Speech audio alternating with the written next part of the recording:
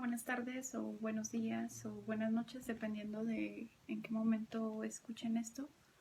El día de hoy quise compartir con ustedes una bonita e interesante actividad que es la lectura compartida. En especial, contemplando nuestra situación y el hecho de que muchos de ustedes se encuentran en casa y así como yo haciendo cosas que les gustan y aislados.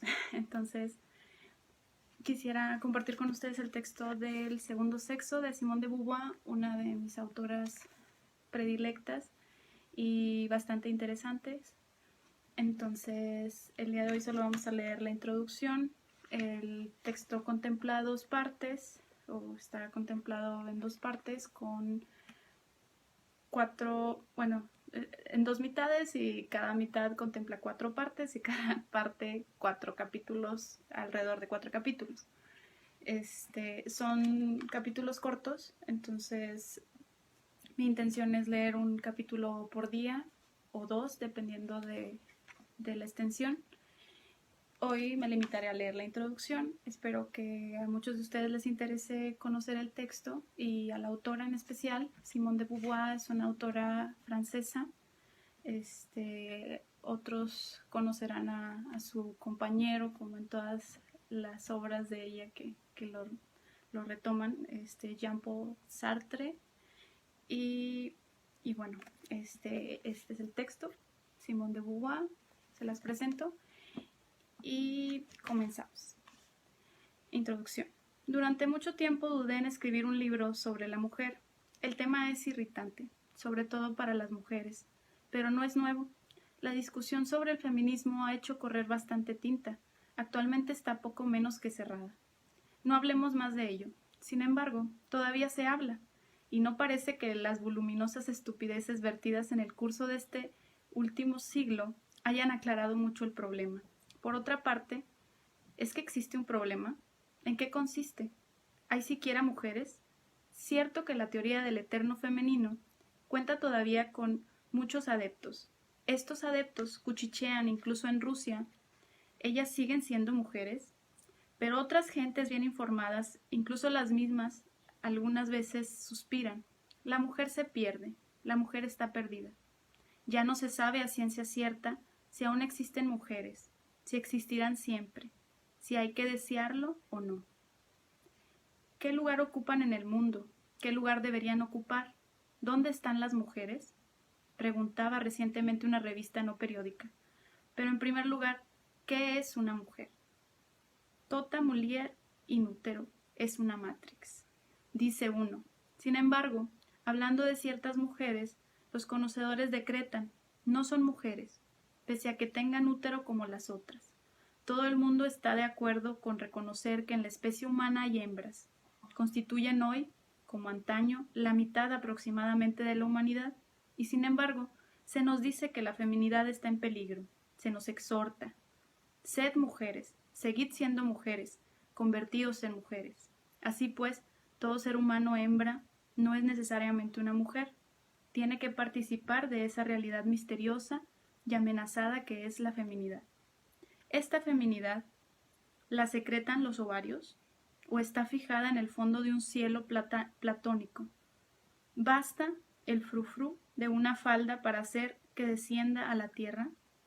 Aunque ciertas mujeres se esfuerzan celosamente por encarnarla, jamás se ha encontrado el modelo. Se la describe de buen grado en términos vagos y espejeantes, se parecen tomados del vocabulario de los videntes. En tiempos de Santo Tomás, aparecía como una esencia tan firmemente definida como la virtud adormecedora de la dormidera. Pero el conceptualismo ha perdido terreno. Las ciencias biológicas y sociales ya no creen en la existencia de entidades inmutablemente fijas, que definirían caracteres determinados, tales como los de la mujer, el judío o el negro. Consideran el carácter como una reacción secundaria ante una situación. Si ya no hay hoy feminidad, ¿es que no la ha habido nunca? ¿Significa esto que la palabra mujer carece de todo contenido? Es lo que afirman enérgicamente los partidarios de la filosofía de las luces, del racionalismo, del nominalismo. Las mujeres serían solamente entre los seres humanos aquellos a los que arbitrariamente se designa con la palabra mujer. Las americanas en particular piensan que la mujer como tal ya no tiene lugar. Si alguna con ideas anticuadas se tiene todavía por mujer, sus amigas le aconsejan que consulte con un psicoanalista, para que se le libre de semejante obsesión.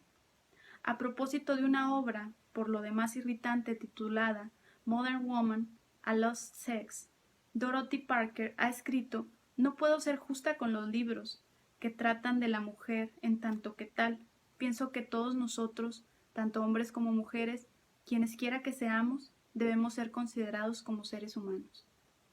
Pero el nominalismo es una doctrina que un poco corta, y a los antifeministas les es muy fácil demostrar que las mujeres no son hombres. Desde luego, la mujer es, como el hombre, un ser humano. Pero tal afirmación es abstracta. El hecho es que todo ser humano concreto está siempre singularmente situado. Rechazar las nociones del eterno femenino, de alma negra, de carácter judío, no es negar que haya hoy judíos, negros, mujeres. Esa negación no representa para los interesados una liberación, sino una huida inauténtica. Está claro que ninguna mujer puede pretender, sin mala fe, situarse por encima de su sexo. Una conocida escritora rehusó hace unos años a permitir que su retrato apareciese en una serie de fotografías consagradas, precisamente a las mujeres escritoras. Quería que se las situasen entre los hombres, mas para obtener ese privilegio tuvo que recurrir a la influencia de su marido. Las mujeres que afirman que son hombres no reclaman por ello menos miramientos y homenajes masculinos. Me acuerdo también de aquella joven trotskista, de pie en una tribuna, en medio de un mitin borrascoso, que se aprestaba a dar un puñetazo sobre el tablero. A pesar de su evidente fragilidad, ella negaba su debilidad femenina, pero lo hacía por amor a un militante del cual se quería igual. La actitud de desafío en que se crispan las americanas demuestra que están obsesionadas por el sentimiento de su feminidad. Y en verdad basta pasearse con los ojos abiertos para comprobar que la humanidad se divide en dos categorías de individuos, cuyos vestidos, rostro, cuerpo, sonrisa, porte, intereses, ocupaciones son manifiestamente diferentes. ¿Acaso tales diferencias sean superficiales, tal vez estén destinadas a desaparecer? Lo que sí es seguro es que, por el momento, existen con deslumbrante evidencia. Si su función de hembra no basta para definir a la mujer, si rehusamos también explicarla por el eterno femenino, y si no obstante admitimos que, aunque sea a título provisional, hay mujeres en la tierra, tendremos que plantearnos la pregunta: ¿qué es una mujer?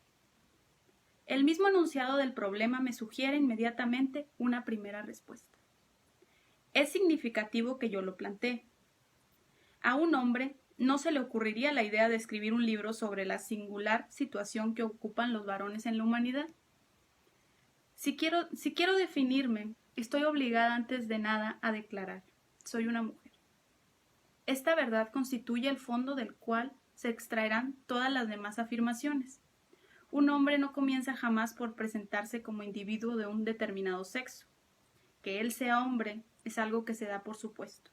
Es solo de una manera formal, en los registros de las alcaldías y en las declaraciones de identidad, donde las rúbricas de masculino y femenino aparecen como simétricas. La relación de los dos sexos no es la de dos electricidades, la de los dos polos.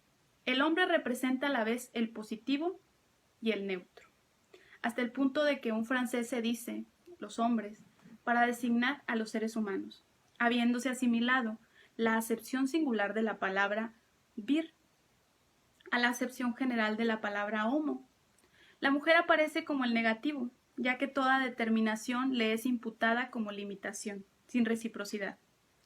A veces en el curso de discusiones abstractas me ha irritado oír que los hombres me decían: «Usted piensa tal cosa porque es mujer». Pero yo sabía que mi única defensa consistía en replicar: «Lo pienso así porque es verdad». Eliminando de ese modo mi subjetividad, no era cosa de contestar. ¿Y usted piensa lo contrario porque es hombre? Ya que se entiende que el hecho de ser hombre no es una singularidad. Un hombre está en su derecho de serlo. Es la mujer la que está en la sinrazón. Prácticamente, lo mismo que para los antiguos, había una vertical absoluta con relación a la cual se definía la oblicua. Así también hay un tipo humano absoluto que es el tipo masculino. La mujer tiene ovarios, un útero. He ahí condiciones singulares que la encierran en la subjetividad. Se dice tranquilamente que piensa con sus glándulas. El hombre se olvida olímpicamente de su anatomía, que su anatomía comporta también hormonas, testículos. Considera su cuerpo como una relación directa y normal con el mundo que él cree aprender en su objetividad, mientras considera el cuerpo de la mujer como apesadumbrado por todo cuanto lo especifica, un obstáculo, una cárcel. La mujer es mujer en virtud de cierta falta de cualidades, decía Aristóteles, y debemos considerar el carácter de las mujeres como adolescente, de una imperfección natural. Y a continuación Santo Tomás decreta que la mujer es un hombre fallido, un ser ocasional. Eso es lo que simboliza la historia del Génesis, donde Eva aparece como extraída, según frase de Busset, de un hueso supernumerario de Adán. La humanidad es macho y el hombre define a la mujer no en sí misma, sino con relación a él. No la considera como un ser autónomo. La mujer, el ser relativo, escribe Michelet. Y así lo afirma Benda en el Rapport de Uriel. El cuerpo del hombre, tiene sentido por sí mismo, abstracción hecha del de la mujer, mientras este último parece desprovisto de todo sentido si no se evoca al macho. El hombre se piensa sin la mujer, ella no se piensa sin el hombre, y ella no es otra cosa que lo que el hombre decida que sea, así sea, la denomina el sexo, queriendo decir con ello que a los ojos del macho aparece esencialmente como un ser sexuado. Para él, ella es sexo. Por consiguiente, lo es absolutamente. La mujer se determina y se diferencia con relación al hombre, y no éste con relación a ella. La mujer es lo inesencial frente a lo esencial. Él es el sujeto, él es lo absoluto, ella es lo otro. La categoría de otro es tan original como la conciencia misma. En las sociedades más primitivas, en las mitologías más antiguas, siempre se encuentra un dualismo, que es el de lo mismo y lo otro. Esta división no se puso en un principio bajo el signo de la división entre los sexos. No depende de ningún dato empírico. Eso es lo que resalta, entre otros, en los trabajos de Granet sobre el pensamiento chino y en los de Dumézil sobre la India y Roma. En las parejas Varuna, Mitra, Urano, Zeus, Sol, Luna, día, noche, no está involucrado en principio ningún elemento femenino, como tampoco lo está en la oposición entre el bien y el mal, entre principios fastos y nefastos, entre la derecha y la izquierda, entre Dios y Lucifer. La alteridad es una categoría fundamental del pensamiento humano. Ninguna colectividad se define jamás como una sin colocar inmediatamente enfrente a la otra. Bastan 3 viajeros reunidos por azar en un mismo compartimiento para que el resto de los viajeros se conviertan en otros, vagamente hostiles. Para el aldeano, todos los que no pertenecen a su aldea son otros, de quienes hay que recelar. Para el nativo de un país, los habitantes de los países no son el suyo, aparecen como extranjeros. Los judíos son otros para el antisemita, los negros lo son para los racistas norteamericanos, los indígenas para los colonos, los proletarios para las clases poseedoras. Al final de un profundo estudio sobre las diversas figuras de las sociedades primitivas, Levi Strauss ha podido concluir: el paso del estado de la naturaleza al estado de la cultura se define por la aptitud del hombre para considerar las relaciones biológicas bajo la forma del sistema de oposición, dualidad, alternancia, oposición y simetría. Ora se presenten bajo formas definidas, ora lo hagan bajo formas vagas, constituyen no tanto fenómenos que haya que explicar como los datos fundamentales e inmediatos de la realidad social. Estos fenómenos no se comprenderían si la realidad humana fuese exclusivamente un Mitsein, basado en la solidaridad y la amistad. Se aclaran, por el contrario, si siguiendo a Hegel, se descubre en la conciencia misma una hostilidad fundamental con respecto a toda otra conciencia. El sujeto no se plantea más que oponiéndose, pretende afirmarse como lo esencial y constituir al otro en inesencial, en objeto. Pero la otra conciencia le opone una pretensión recíproca. Cuando viaja, el nativo se percata escandalizado de que en los países vecinos hay nativos que lo miran a su vez, como extranjero. Entre aldeas, clanes, naciones, clases, hay guerras, potlatch, negociaciones, tratados, luchas, que despojan la idea de lo otro, de su sentido absoluto, y descubren su relatividad, de buen o mal agrado. Individuos y grupos se ven obligados a reconocer la reciprocidad de sus relaciones. ¿Cómo es posible entonces que esta reciprocidad no se haya planteado entre los sexos? Que en uno de los términos se haya afirmado como el único esencial, negando toda relatividad con respecto a su correlativo, definiendo a éste como la alteridad pura, ¿por qué no ponen en discusión las mujeres la soberanía masculina? Ningún sujeto se plantea súbita y espontáneamente como lo inesencial, no es lo otro, lo que al definirse como otro define lo uno, sino que es planteado como otro por lo uno, al plantearse este como uno. Mas, para que no se produzca el retorno de lo otro a lo uno, es preciso que lo otro se someta a este punto de vista extraño. ¿De dónde le viene a la mujer esta sumisión? Existen otros casos en que durante un tiempo más o menos prolongado, una categoría consigue dominar completamente a otra. Es la desigualdad numérica la que con frecuencia confiere ese privilegio. La mayoría impone su ley a la minoría o la persigue, pero las mujeres no son como los negros de Norteamérica o los judíos, una minoría. En la tierra hay tantas mujeres como hombres. Sucede también a menudo que los dos grupos en presencia han sido independientes al principio, en otros tiempos se ignoraban, o cada cual admitía la autonomía del otro. Ha sido un acontecimiento histórico el que ha subordinado el más débil al más fuerte. La diáspora judía, la introducción de la esclavitud en las Américas, las conquistas coloniales son hechos acaecidos en fecha conocida. En tales casos, para los oprimidos, ha sido un antes, tienen en común un pasado, una tradición, a veces una religión y una cultura. En este sentido, el acercamiento, establecido por Bebel entre las mujeres y el proletario, sería el mejor fundado. Tampoco los proletarios se hallan en inferioridad numérica y jamás han constituido una colectividad separada.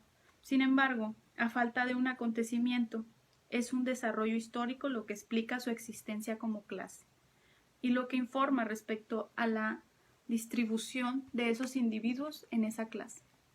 No siempre ha habido proletarios, pero siempre ha habido mujeres. Estas lo son por su constitución fisiológica. Por mucho que remontemos el curso de la historia, siempre las veremos subordinadas al hombre. Su dependencia no es resultado de un acontecimiento o de un devenir, no es de algo que haya llegado. Y en parte, porque escapa al carácter accidental del hecho histórico. La alteridad aparece aquí como un absoluto. Una situación que se ha creado a través del tiempo puede deshacerse en otro tiempo. Los negros de Haití, entre otros, lo han probado cumplidamente. Por el contrario, parece como si una condición natural desafiase al cambio. En verdad, la naturaleza, lo mismo que la realidad histórica, no es un dato inmutable. Si la mujer se descubre como lo inesencial, que jamás retorna a lo esencial, es porque ella misma no realiza ese retorno. Los proletarios dicen nosotros, los negros también, presentándose como sujetos, transforman en otros a los burgueses, a los blancos. Las mujeres, salvo en ciertos congresos que siguen siendo manifestaciones abstractas, No dicen nosotras. Los hombres dicen las mujeres, y éstas toman estas palabras para designarse a sí mismas, pero no se sitúan auténticamente como sujetos. Los proletarios han hecho la revolución en Rusia, los negros en Haití. Los indochinos luchan en Indochina. La acción de las mujeres no ha sido jamás sino una agitación simbólica. Y no han obtenido más lo que los hombres han tenido a bien otorgarles. No han tomado nada, simplemente han recibido. Y es que las mujeres carecen de los medios concretos para congregarse en una unidad que se afirmaría al oponerse. Carecen de un pasado, de una historia, de una religión que les sean propios y no tienen, como los proletarios, una solidaridad de trabajo y de intereses. Ni siquiera existe entre ellas esa promiscuidad espacial que hace de los negros de Norteamérica, de los judíos, de los guetos, de los obreros de Saint-Denis o de las fábricas Renault, una comunidad. Viven dispersas entre los hombres, atadas por el medio ambiente, el trabajo, los intereses económicos, la condición social, a ciertos hombres, padre o marido, más estrechamente que a las mujeres. Burguesas son solidarias de los burgueses y no de las mujeres proletarias. Blancas lo son de los hombres blancos y no de las mujeres negras. El proletariado podría proponerse llevar a cabo la matanza de la clase dirigente. Un judío o un negro fanáticos podrían soñar con acaparar el secreto de la bomba atómica y hacer una humanidad enteramente judía o enteramente negra. La mujer ni siquiera en sueños puede exterminar a los varones. El vínculo que la une a sus opresores no es comparable a ningún otro. La división de los sexos es, en efecto, un hecho biológico, no un momento de la historia humana. Ha sido en el seno de un Mitsei original, donde su oposición se ha dibujado y ella no la ha roto. La pareja es una unidad fundamental, cuyas dos mitades están remachadas una con otra. No es posible ninguna excisión en la sociedad por sexos. Eso es lo que caracteriza fundamentalmente a la mujer. Ella es lo otro en el corazón de una totalidad, cuyos dos términos son necesarios el uno para el otro. ¿Podría imaginarse que esta reciprocidad facilitase su liberación? Cuando Hércules hila la lana a los pies de Onfalia, su deseo lo encadena. ¿Por qué no logra Onfalia adquirir un poder duradero? Para vengarse de Jasón, Medea mata a sus hijos. Esa salvaje leyenda sugiere que del vínculo que la une al niño, la mujer habría podido extraer un temible ascendiente. Aristófanes ha imaginado jocosamente en Lisístrata una asamblea de mujeres donde éstas intentan explotar en común y con fines sociales la necesidad que ellas tienen los hombres. Pero solo se trata de una comedia. La leyenda que pretende que las sabinas raptadas opusieron a sus raptores una obstinada esterilidad cuenta igualmente que al azotarlas con correas de cuero, los hombres doblegaron mágicamente su resistencia. La necesidad biológica, deseo sexual y deseo de posteridad que sitúa al macho bajo la dependencia de la hembra no ha liberado socialmente a la mujer. El amo y el esclavo también están unidos por una necesidad económica recíproca, que no libera al esclavo. Y es que, en la relación entre el amo y el esclavo, el amo no se plantea la necesidad que tiene del otro, detenta el poder de satisfacer esa necesidad y no lo mediatiza, por el contrario. El esclavo en su dependencia, esperanza o temor, interioriza la necesidad que tiene el amo. Pero aunque la urgencia de la necesidad fuese igual en ambos, siempre actúa en favor del opresor frente al oprimido. Ello explica que la liberación de la clase obrera, por ejemplo, haya sido tan lenta. Ahora bien, la mujer siempre ha sido, si no la esclava del hombre, al menos su vasalla. Los dos sexos jamás han compartido el mundo en pie de igualdad, y todavía hoy, aunque su situación está evolucionando, la mujer tropieza con graves desventajas. En casi ningún país es idéntico su estatuto legal al del hombre, y con frecuencia su desventaja con respecto a aquel es muy considerable. Incluso cuando se le reconoce en abstracto algunos derechos, una larga costumbre impide que encuentre en los usos corrientes su expresión concreta. Económicamente, hombres y mujeres casi constituyen dos castas distintas. En igualdad de condiciones, los primeros disfrutan situaciones más ventajosas, salarios más elevados, tienen más oportunidades de éxito que sus competidoras de fecha reciente. En la industria, la política, etc., ocupan un número mayor de puestos y son ellos quienes ocupan los más importantes. Además de los poderes concretos que poseen, están revestidos de un prestigio cuya tradición mantiene toda la educación del niño. El presente envuelve el pasado, y el pasado toda la historia la han hecho los varones. En el momento en que las mujeres empiezan a participar en la elaboración del mundo, ese mundo es todavía un mundo que pertenece a los hombres. Ellos no lo dudan, ellas lo dudan apenas.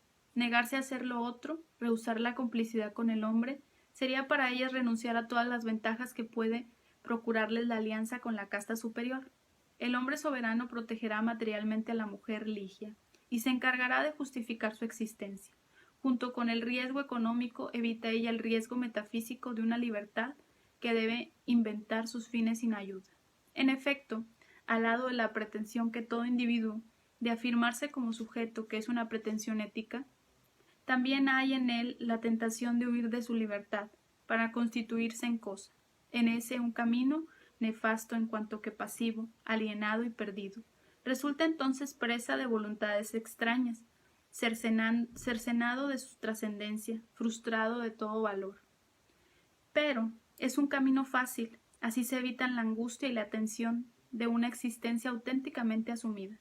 El hombre que constituye a la mujer en un otro hallará siempre en ella profundas complicidades. Así pues, la mujer no se reivindica como sujeto porque carece de los medios concretos para ello, porque experimenta el lazo necesario que la une al hombre, sin plantearse reciprocidad alguna, y porque a menudo se complace en su papel de otro. Y he aquí que surge inmediatamente esta pregunta: ¿cómo ha empezado toda esta historia? Se comprende que la dualidad de los sexos, como toda dualidad, se haya manifestado mediante un conflicto, y se comprende que si uno de los dos logra imponer su superioridad, ésta se establezca como absoluta. Pero queda por explicar que fuera el hombre quien ganase desde el principio. Pudiera haber ocurrido que las mujeres obtuviesen la victoria, o que jamás se hubieran resuelto la contienda. ¿De dónde proviene que este mundo siempre haya pertenecido a los hombres y que solamente hoy empiecen a cambiar las cosas? ¿Y este cambio es un bien? ¿Traerá o no traerá un reparto equitativo del mundo entre hombres y mujeres? Estas preguntas distan mucho de ser nuevas y ya se les han dado numerosas respuestas, pero precisamente el solo hecho de que la mujer sea lo otro refuta todas las justificaciones que de ello puedan haber presentado jamás los hombres, ya que evidentemente les eran dictadas por su propio interés. Todo cuanto sobre las mujeres han escrito los hombres debe tenerse por sospechoso, puesto que son juez y parte a la vez. Dijo en el siglo XVII Poulain de la Barrère, feminista poco conocido: por doquier en todo tiempo el varón ha ostentado la satisfacción que le producían sentirse rey de la creación. Bendito sea Dios nuestro Señor y Señor de todos los mundos, por no haberme hecho mujer, dicen los judíos en sus oraciones matinales, mientras sus esposas murmuran con resignación: bendito sea el Señor que me ha creado según su voluntad. Entre los beneficios que Platón agradecía a los dioses, el primero era que lo hubiesen creado libre y no esclavo, y el segundo hombre y no mujer. Pero los varones no habrían podido gozar plenamente de ese privilegio si no lo hubiesen considerado fundado en lo absoluto y en la eternidad. Del hecho de su supremacía han procurado derivar un derecho. Siendo hombres quienes han hecho y compilado las leyes, han favorecido a su sexo. Y los jurisconsultos han convertido las leyes en principios, añade Poulain de la Barrère. Legisladores, sacerdotes, filósofos, escritores y eruditos, todos se han empeñado en demostrar que la condición subordinada de la mujer era del cielo y provechosa para la tierra. Las religiones inventadas por los hombres reflejan esa voluntad de dominación. Han sacado armas de las leyendas de Eva, de Pandora. Han puesto la filosofía y la teología a su servicio, como se ha visto por las frases de Aristóteles y de Santo Tomás que hemos citado. Desde la antigüedad, satíricos y moralistas se han complacido en trazar el cuadro de las flaquezas femeninas.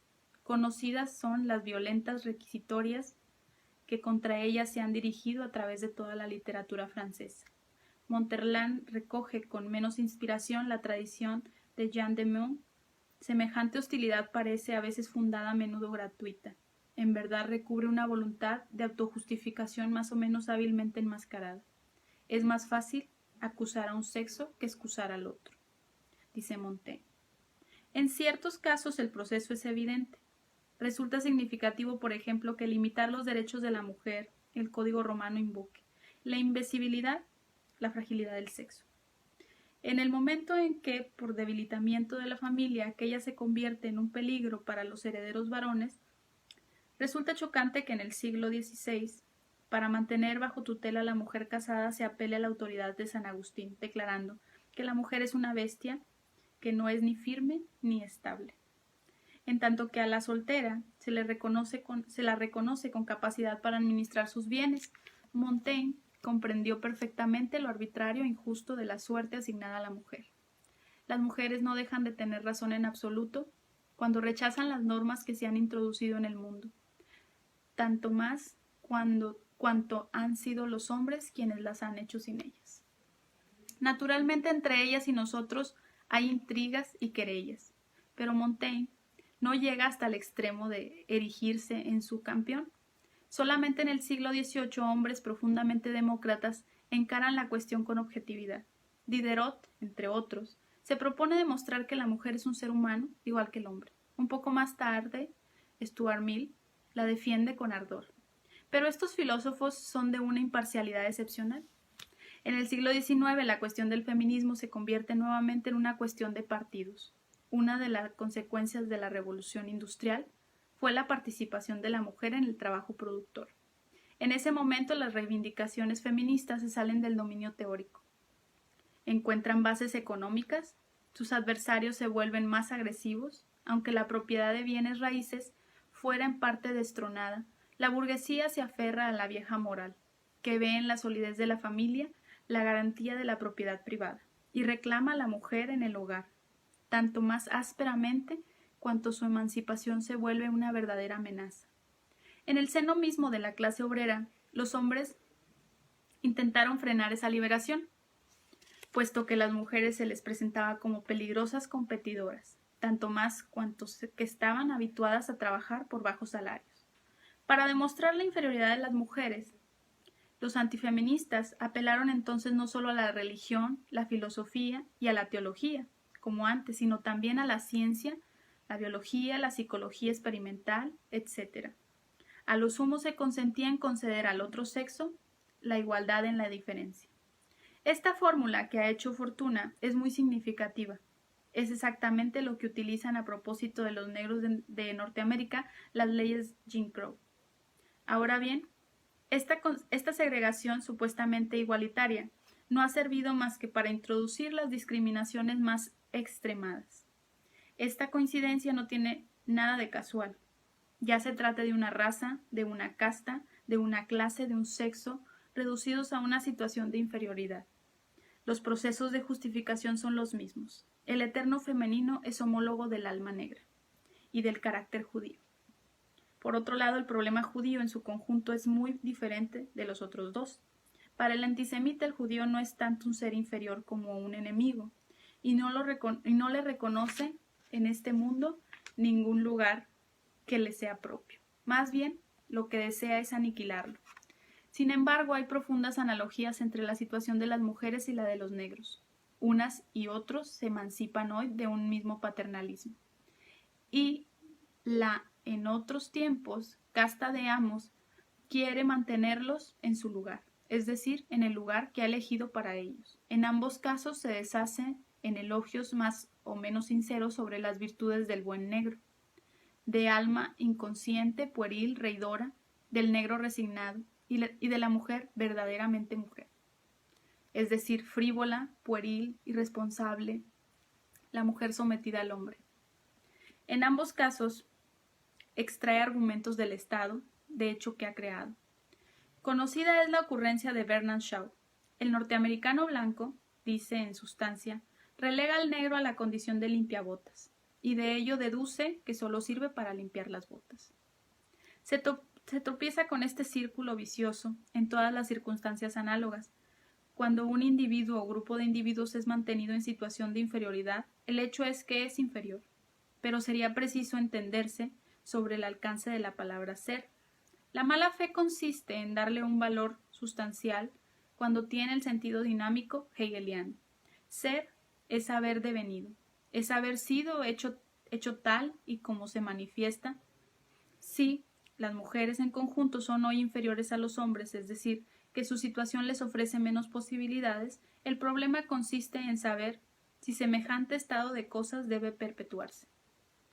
Muchos hombres así lo desean, no todos han arrojado todavía las armas. La burguesía conservadora sigue viendo en la emancipación de la mujer un peligro que amenaza su moral y sus intereses. Ciertos varones temen la competencia femenina. En el Hebdo Latín, un estudiante declaraba el otro día: toda estudiante que logra el título de médica o abogada nos roba un puesto de trabajo. Este joven no pone en duda sus derechos sobre este mundo. No son exclusivamente los intereses económicos los que intervienen en el asunto. Uno de los beneficios que la opresión asegura a los opresores es que el más humilde de ellos se siente superior. Un pobre blanco del sur de Estados Unidos tiene el consuelo de decirse que no es un sucio negro. Y los blancos más afortunados explotan hábilmente ese orgullo. De igual modo, el más mediocre de los varones se considera un semidios ante las mujeres.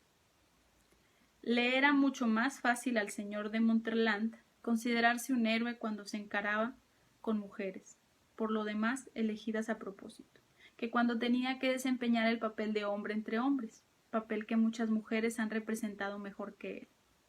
Así, en septiembre de 1948, en uno de sus artículos en el Figaro Literal, Claude Mauriac, cuya poderosa originalidad todo el mundo admira, ha podido escribir a propósito de las mujeres.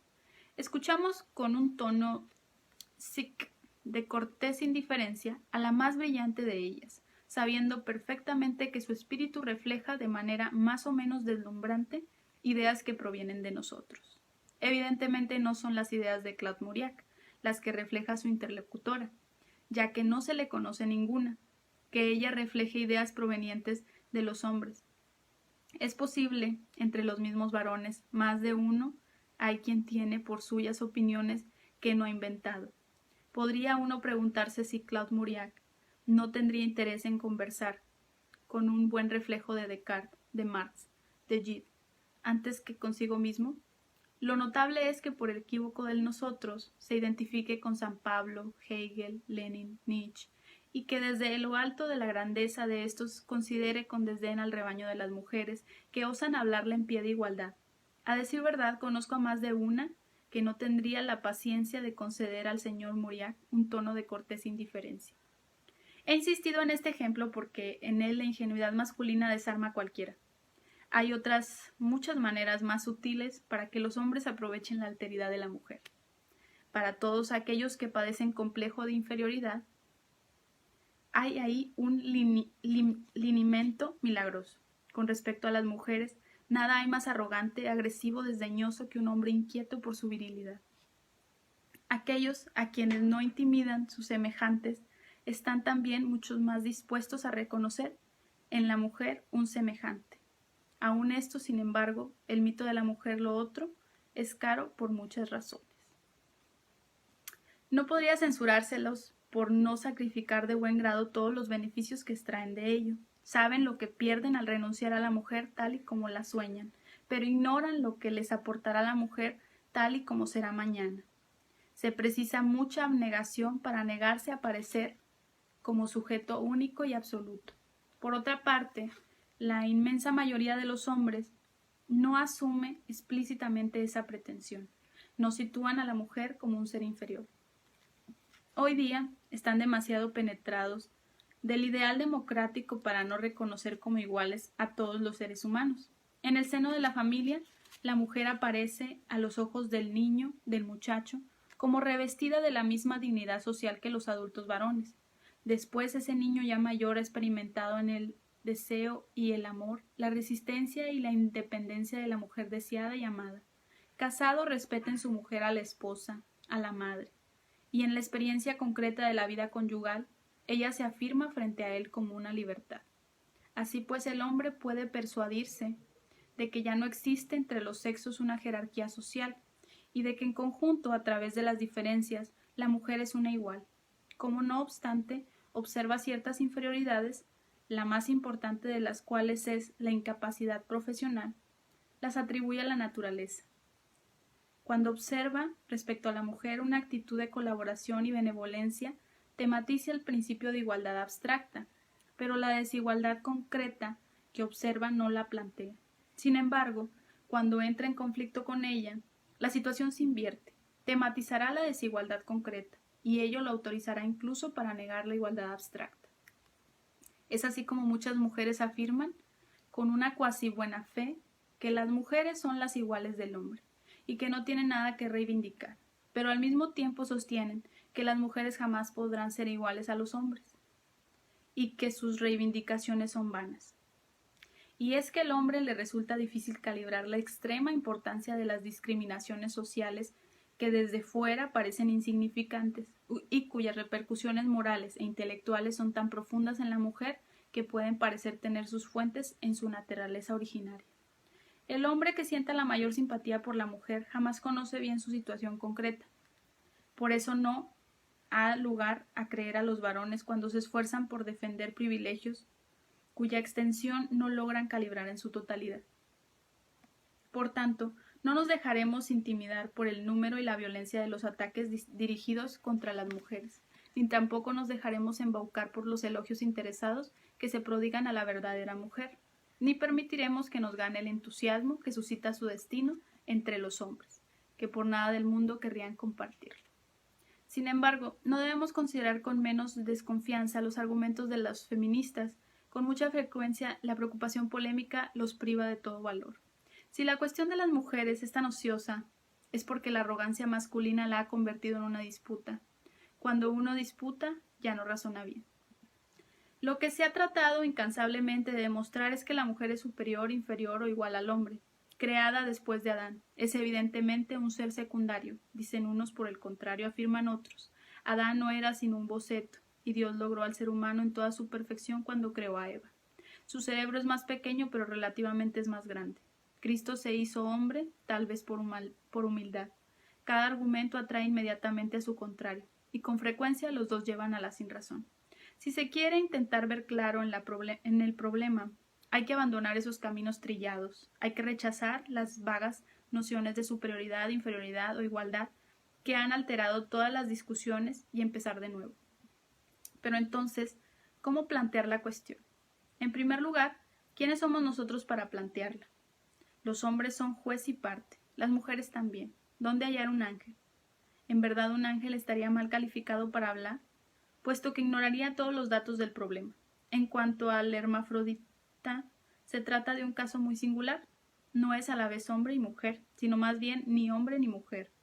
Creo que para dilucidar la situación de la mujer, son ciertas mujeres las que están mejor situadas. Es un sofisma pretender encerrar a Epiménides en el concepto de cretense, y a los cretenses en el de mentiroso. No es una esencia misteriosa la que dicta a hombres y mujeres la buena o mala fe. Es su situación la que los dispone más o menos para la búsqueda de la verdad. Muchas mujeres de hoy, que han tenido la suerte de ver cómo se les restituía todos los privilegios del ser humano, pueden permitirse el lujo de la imparcialidad. Incluso experimentamos la necesidad de ello. Ya no somos combatientes como nuestras mayores. En general hemos ganado la partida. En las últimas discusiones sobre el estatuto de la mujer, la ONU no ha dejado de reclamar imperiosamente que termine de realizarse la igualdad de los sexos, y ya muchas de nosotras no hemos tenido nunca que sentir nuestra feminidad como un estorbo o un obstáculo. Muchos problemas nos parecen más esenciales que los que nos conciernen de manera singular, y ese mismo desprendimiento nos permite abrigar la esperanza de que nuestra actitud será objetiva. No obstante, conocemos más íntimamente que los hombres el mundo femenino, porque en él tenemos nuestras raíces. Aprendemos de manera más inmediata lo que significa para un ser humano el hecho de ser femenino. y nos preocupamos más de no saberlo. He dicho que hay problemas más esenciales, lo cual no impide que éste conserve a nuestros ojos cierta importancia. ¿En qué habrá afectado a nuestra existencia el hecho de ser mujeres? ¿Qué oportunidades exactamente nos han sido dadas y cuáles nos han sido negadas? ¿Qué suerte pueden o esperan nuestras hermanas más jóvenes y en qué sentido hay que orientarlas? Es chocante que el conjunto de la literatura femenina esté animado en nuestros días mucho menos por una voluntad de reivindicación que por un esfuerzo de lucidez. Al salir de una era de desordenadas polémicas, este libro es una tentativa, entre otras, de recapitular la cuestión. Pero sin duda, tal vez sea imposible tratar ningún problema humano sin tomar partido. La manera misma de plantear las cuestiones, las perspectivas adoptadas, suponen jerarquías de intereses. Toda cualidad implica valores. No hay descripción supuestamente objetiva que no se levante sobre un segundo término ético. En lugar de tratar de disimular los principios que más o menos explícitamente se sobreentienden, es preferible plantearlos enseguida. De ese modo no nos veremos obligados a precisar en cada página qué sentido se da a las palabras: superior, inferior, mejor, peor, progreso, regresión, etc. Si pasamos revista a algunas de las obras dedicadas a las mujeres, vemos que uno de los puntos de vista más frecuentemente adoptados es el del bien público, del interés general. En verdad, cada cual entiende por ello el interés de la sociedad tal y como desea conservarla o establecerla. En cuanto a nosotros, estimamos que no existe otro bien público que el que asegura el bien privado de los ciudadanos. Juzgamos las instituciones desde el punto de vista de las oportunidades concretas ofrecidas a los individuos, pero tampoco confundimos la idea del interés privado con la de la felicidad. He ahí otro punto de vista que también se encuentra a menudo. ¿No son más dichosas las mujeres del harén que las electoras? ¿El ama de casa no es más feliz que la obrera? No se sabe demasiado bien lo que significa la palabra dicha, y aún menos qué valores auténticos recubre. No hay ninguna posibilidad de medir la dicha del otro, y siempre resulta fácil declarar dichosa la situación que se le quiere imponer. Aquellos a quienes se condena el estancamiento en particular son declarados felices, so pretexto de que la dicha es inmovilidad. Se trata, pues, de una noción a la que nos referiremos. La perspectiva que adoptamos es la de la moral existencialista. Todo sujeto se plantea concretamente a través de proyectos, como una trascendencia. No alcanza su libertad, sino por medio de su perpetuo avance hacia otras libertades. No hay otra justificación de la existencia presente que su expansión hacia un porvenir infinitamente abierto. Cada vez que la trascendencia recae en inmanencia, hay degradación de la existencia en sí, de la libertad en facticidad. Esta caída es una falta moral si es consentida por el sujeto, si le es infligida, toma la figura de una frustración y de una opresión. En ambos casos es un mal absoluto. Todo individuo que tenga la preocupación de justificar su existencia experimenta esta como una necesidad indefinida de trascenderse. Ahora bien, lo que define de una manera singular la situación de la mujer es que, siendo, como todo ser humano, una libertad autónoma, se descubre y se elige en un mundo donde los hombres le imponen que se asuma como lo otro.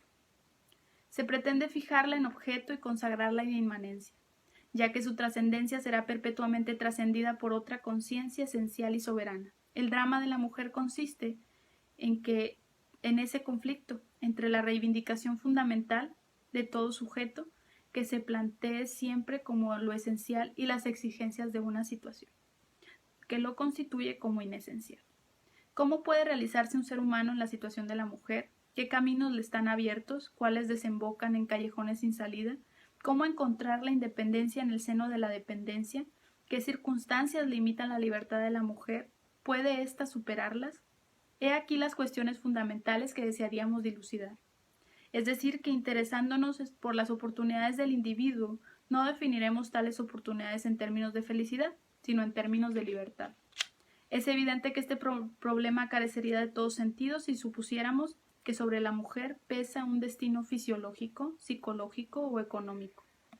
Así pues, empezaremos por discutir los puntos de vista adoptados por la biología, el psicoanálisis y el materialismo histórico sobre la mujer. Trataremos de demostrar enseguida positivamente cómo se ha constituido la realidad femenina, por qué la mujer ha sido definida como lo otro y cuáles han sido las consecuencias desde el punto de vista de los hombres. Luego descubriremos desde el punto de vista de las mujeres el mundo tal y como se le propone. Y pondremos comprender con qué dificultades tropiezan en el momento en que, tratando de evadirse de la esfera que les ha sido asignada hasta el presente, pretende participar del Mitsein humano. Bueno, acabamos de terminar la introducción, un poco larga, pero los capítulos prometen ser más cortos. Entonces, si les interesa el texto, lo pueden encontrar en PDF en internet. Y bueno, este texto es de 1949. Algunas de las ideas que podemos encontrar o discutir van a ser ideas que ya se han resuelto. No olvidemos que cada autor es portavoz de su época, entonces podemos amarla, odiarla o, en mi caso, tratar de entenderla. Y pues esto fue todo, espero les haya gustado. A mí me gusta releer mis textos, entonces, o mis libros, no mis textos en general. Entonces, pues ya, es todo. Gracias.